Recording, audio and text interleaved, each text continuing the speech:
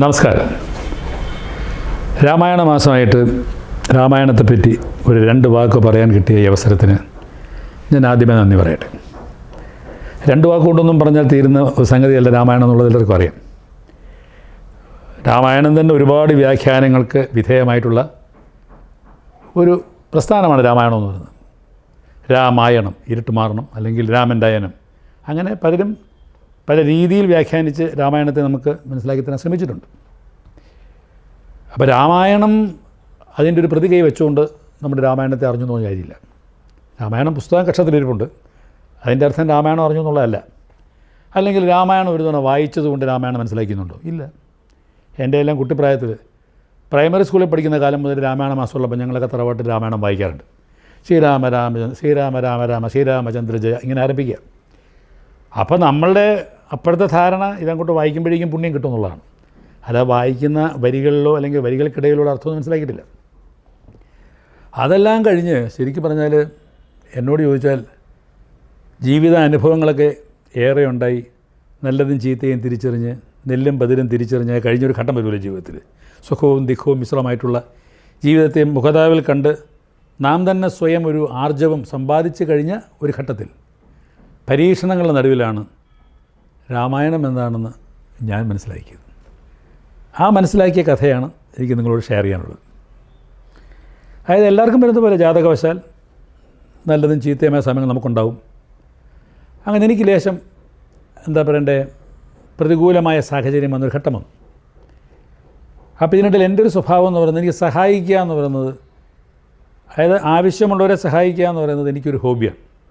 വിശക്കുന്നവനാണ് ആഹാരം കൊടുക്കുക, ദാഹിക്കുന്നവന് വെള്ളം കൊടുക്കുക, ഉറങ്ങണമെന്ന് പറയുന്നതിന് കട്ടിൽ വിരിച്ചു കൊടുക്കുക, ഇങ്ങനെയുള്ള കാര്യങ്ങൾ നിഷ്കാമമായിട്ട് ചെയ്യുന്ന ഒരാളാണ് ഞാൻ. അത് ഞാൻ സന്തോഷം കണ്ടെത്തുകയും ചെയ്യും. ആകാശത്തൂടെ പോകുന്ന അടിയെ ഞാൻ ഏണിയിട്ട് പിടിക്കുകയാണെന്ന് എൻ്റെ കുടുംബക്കാരനെ കളിയാക്കാറുണ്ട്. പലയിടത്തും അടി കിട്ടിയിട്ടുണ്ട്. എന്നാലും സഹായിക്കണം എന്നുള്ളൊരു ചിന്ത എനിക്ക് പോകാതിരിക്കാറ്. കാരണം ഒരു ജന്മം കിട്ടി, ഈ ജന്മം കൊണ്ട് ഇനി ഒരാൾക്ക് എന്താണ് പ്രയോജനം എന്നുള്ളതിലേക്ക് ആലോചിച്ചിട്ടാണ് ഞാൻ എൻ്റെ കരുക്കൾ നീക്കുക. അങ്ങനെ സഹായിച്ച ഏതാനും വളരെ അടുത്ത സുഹൃത്തുക്കളുണ്ട്. അപ്പം അങ്ങനെയുള്ള സുഹൃത്തുക്കൾ എനിക്ക് ഞാൻ നേരത്തെ പറഞ്ഞ പോലെ ഒരു മോശപ്പെട്ട സമയം വന്നപ്പോൾ അവരിൽ 1-2 പേരെങ്കിലും എന്നെ തള്ളിപ്പറഞ്ഞതായിട്ട് ഞാൻ കേൾക്കുകയാണ്. ഞാൻ ചെയ്ത കാര്യങ്ങളെ നിസ്സാരവൽക്കരിക്കുകയോ അതല്ലാന്നുണ്ടെങ്കിൽ അയാളൊന്നുമല്ല, ഇതൊക്കെ ഞങ്ങളാണ് എന്ന രീതിയിൽ നമ്മൾ ചെയ്ത കാര്യങ്ങളെ മുഴുവൻ തമസ്കരിക്കുക എന്നൊക്കെ പറയത്തില്ലേ, അങ്ങനെ ചെയ്ത് കഴിഞ്ഞപ്പോൾ ഞാനും മജ്ജയും മാംസവും ഉണ്ടാക്കിയ മനുഷ്യനായതുകൊണ്ട് എനിക്കത് പക്ഷേ അങ്ങനെ പറയുമോ? അങ്ങനെ പറയാം, നമ്മളെല്ലാവരും അതാണല്ലോ. അങ്ങനെ അയാൾ പറയാൻ പാടുണ്ടോ എന്നൊക്കെ തോന്നും. ഞാനും സഹായിക്കുന്ന സമയത്ത് ഇടത് കൈ കൊണ്ട് കൊടുക്കുന്നത് വലത് കൈ അറിയരുത് എന്നുള്ള പ്രമാണമൊക്കെ പഠിച്ചിട്ട് നമ്മൾ ചെയ്യുന്നത്. എന്നാലും നമ്മുടെ ഒരാളെ സഹായിക്കുമ്പോൾ അയാൾ തിരിച്ച് സഹായം ചെയ്തില്ലെങ്കിലും എന്നെ ഉപദ്രവിക്കരുത് എന്നൊരു ആഗ്രഹം നമുക്കുണ്ടാവുമല്ലോ. അപ്പോൾ അങ്ങനെ ഒരിക്കലും പ്രതീക്ഷിക്കാത്ത ഭാഗത്തു നിന്നാണ് ചിലത് മനസ്സിനെ നോവിക്കുന്ന രീതിയിലുള്ള വാക്കുകളോ പ്രവൃത്തികളോ വരെ ഏർപ്പാടായത് എന്നത് ഓർത്തപ്പോൾ എനിക്ക് മനസ്സിനല്പം ഈശ്വലുണ്ടായി എന്നുള്ള സത്യമാണ്. വേദനിച്ചു. അപ്പോൾ യഥാർത്ഥത്തിൽ ഈ സംഭവം നടക്കുന്നത് ഒരു രാമായണ മാസമാണ്. അപ്പോൾ ഞാനിങ്ങനെ ഒറ്റയ്ക്കുന്നത് എന്തായാലും അവൻ എന്നോട് അത് നമ്മളിങ്ങനെ കാർന്ന് തിന്നും. അതെന്തുകൊണ്ടാണ്? നമ്മൾ അത്രയും അവരെ സ്നേഹിക്കുന്നുണ്ട്. നമ്മളെ ഏറ്റവും കൂടുതൽ സ്നേഹിക്കുന്ന ആൾക്കാർ ചെറുതായിട്ടാണെങ്കിലും നമ്മൾ നോവിക്കുമ്പോൾ നമുക്ക് വല്ലാതെ വേദന ഉണ്ടാവും. എന്നാലും അത് അവനങ്ങനെ പറയാൻ പാടില്ലല്ലോ. ഞാൻ ഇതൊക്കെ ചെയ്തു കൊടുത്താലും എന്നിട്ട് അവൻ ചെയ്തല്ലോ എന്നിങ്ങനെ നമ്മളിങ്ങനെ മാന്തിപ്പറിക്കുകയാണ്. അപ്പോഴാണ് എൻ്റെ മേശപ്പുറത്ത് രാമായണം ഇരിപ്പുണ്ട്. കാരണം അത് വൈകുന്നേരം രാമായണ വായനയുണ്ടോ അവിടെ. അപ്പം ഞാൻ കരുതി വെറുതെ മനസ്സമാധാനത്തിന് അത്രേ ഉള്ളൂ, വെറുതെ രാമായണം കയ്യിലെടുത്തു. അപ്പോൾ എൻ്റെ മനസ്സിൽ കൂട്ടി ചിന്ത പോയി. ലോകത്തെ എല്ലാ സാരാംശങ്ങളും അടങ്ങുന്ന ഒരു കൃതിയാണ് രാമായണം എന്നല്ലേ പറയുന്നത്. ആണല്ലോ.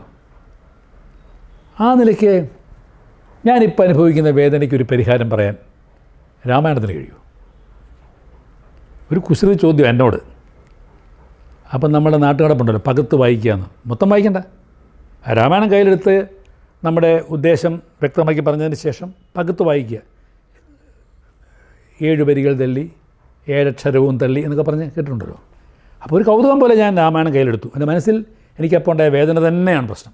എന്നോട് അവനിത് ചെയ്തല്ലോ എന്നാ ദുഃഖം വെച്ചുകൊണ്ട് ഞാൻ ഈ രാമായണത്തിൻ്റെ മനസ്സിൽ ധ്യാനിച്ചുകൊണ്ട് രാമായണത്തെ അങ്ങ് ശരിക്ക് ഇച്ഛാശക്തി എല്ലാം ഉപയോഗിച്ച് ഒന്ന് പകത്ത് ആ പേജ് നോക്കി. അവിടെ 7 വരികൾ തള്ളി 7 അക്ഷരവും തള്ളി ഞാൻ വായിച്ചു. ആ വായിച്ചതാണ് നമ്മൾ കാര്യമായിട്ടൊന്ന് ആലോചിക്കേണ്ടത്. എനിക്ക് വന്നത് പ്രത്യുപകാരം മറന്നേടിന പുരുഷൻ ചത്തതിലൊക്കുമേ ജീവിച്ചിരിക്കലും. അപ്പോൾ എൻ്റെ പരാതി അതാണ് ശരിക്കും പറഞ്ഞത്. ഞാനൊരു ഉപകാരം ചെയ്തു, ആ ഉപകാരത്തിന് പ്രത്യുപകാരം ഞാൻ ചെയ്തിട്ടുള്ളത് അത് മറക്കുന്ന പുരുഷൻ, പ്രത്യുപകാരം മറന്നിടുന്ന പുരുഷൻ ചത്തതിലൊക്കുമേ ജീവിച്ചിരിക്കലും. രാമായണൻ എന്നോട് പറയുക, നീ ആരെപ്പറ്റി ചിന്തിക്കുന്നത്? മിസ്റ്റർ എക്സിനെ പറ്റിയാണോ? മിസ്റ്റർ വൈയെ പറ്റിയാണോ? അവർ ചത്തില്ലേ? അങ്ങനെയാണോ? ജീവിതത്തിൻ്റെ മൂല്യങ്ങൾ അവർക്കില്ല, അവർ മരിച്ചിരിക്കുന്നു, അവർ ശവശരീരങ്ങളാണ്. അപ്പം ഞാൻ ആലോചിച്ചപ്പോൾ ഈ പറഞ്ഞ ഒരു എക്സോ വൈയോ, അപ്പം പെട്ടെന്ന് എൻ്റെ സ്ക്രീനിൽ വരുന്നത് അവൻ BMW കാറോ അല്ല, വേണ്ട കൂട്ടി റോൾസ് റോയ്സ് ആയിക്കോട്ടെ ഓടിച്ചുകൊണ്ട് നടക്കുക. പക്ഷേ സൂക്ഷിച്ച് നോക്കിയപ്പോൾ ഓടിക്കുന്നവനാണ്, പക്ഷെ അവൻ ഡെഡ് ബോഡിയാണ്, ചത്തിരിക്കുക, ജീവനില്ല. അതെനിക്കൊരു ഭയങ്കരമായ ആ ചിന്താഗതി, ഒരു ഭയങ്കര ഉണർവ് തന്നു. കാരണം എന്ത് നേടിയിട്ടെന്താ കാര്യം? നമ്മുടെ ജീവിതത്തിൽ എന്ത് നേടിയാലും സചേതനമായിട്ടിരിക്കണം, ജീവനുള്ളതായിട്ടിരിക്കണം. നമ്മുടെ കാര്യങ്ങൾക്കും നമ്മുടെ തീരുമാനങ്ങൾക്കൊക്കെ ഒരു ആർജവം വേണം. നമ്മൾ ജീവിച്ചിരിക്കുന്ന അവസ്ഥയല്ലാതെ ചത്തതിലൊക്കുമേ ഇരുന്നുള്ള അവസ്ഥ എന്താണ്? ആർക്കാനും വേണ്ടി ജീവിക്കുന്ന പോലാണ്. അപ്പോൾ അങ്ങനെ ആരെങ്കിലും പ്രത്യുപകാരം മറന്നിട്ടുണ്ടെങ്കിൽ അവൻ ജഡത്തിന് തുല്യമാണ് എന്ന് എന്നെ പഠിപ്പിച്ചത് രാമായണമാണ്. അപ്പോൾ എനിക്കെന്ത് പറ്റി? എനിക്ക് ഇവരോടൊന്നും വിരോധമില്ലാതായി.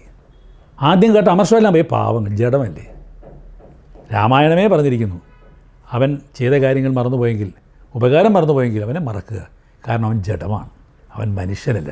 അവൻ രാവിലെ പെർഫ്യൂം അടിക്കുന്നുണ്ടായിരിക്കും, മുടി ചെയ്യുന്നുണ്ടായിരിക്കും, ഒക്കെ ചെയ്യുന്നുണ്ടായിരിക്കും, പക്ഷേ അവൻ അറിയുന്നില്ല, അവൻ ചത്തിരിക്കുകയാണ്. അങ്ങനെ ചത്തിരിക്കേണ്ട ഗതി വരാൻ പാടില്ല. ചത്തതിലൊക്കുമേ ജീവിച്ചിരിക്കുന്ന അവസ്ഥയെ ജീവിക്കാൻ പാടില്ല. അങ്ങനെയുള്ള രീതിയിൽ ജീവിക്കാതിരിക്കണമെങ്കിൽ നമ്മൾ എന്ത് ചെയ്യണം? നമ്മുടെ ജീവിതത്തിൽ മൂല്യങ്ങളുണ്ടാവണം. അതിലേറ്റവും പ്രധാനപ്പെട്ട മൂല്യമെന്ന് പറയുന്നത്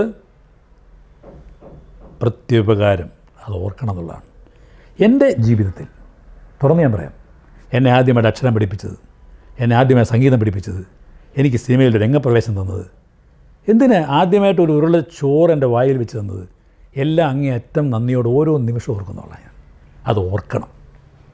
ഈ രാമായണ മാസത്തിൽ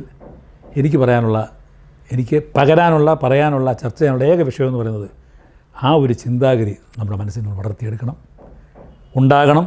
നമുക്ക് മാത്രമല്ല, ഇന്ന് ഞാൻ പഠിച്ചത് അടുത്ത തലമുറയ്ക്ക് പറഞ്ഞു കൊടുക്കുന്നു, അവരടുത്ത തലമുറയ്ക്ക് പറഞ്ഞു കൊടുക്കണം. അങ്ങനെ പങ്കിൽ മാത്രമേ മാനവരാശിക്ക് അർത്ഥമുള്ളൂ. നമുക്ക് മുമ്പോട്ട് നോക്കുമ്പോൾ പ്രത്യാശിക്കാൻ വകയുള്ളൂ.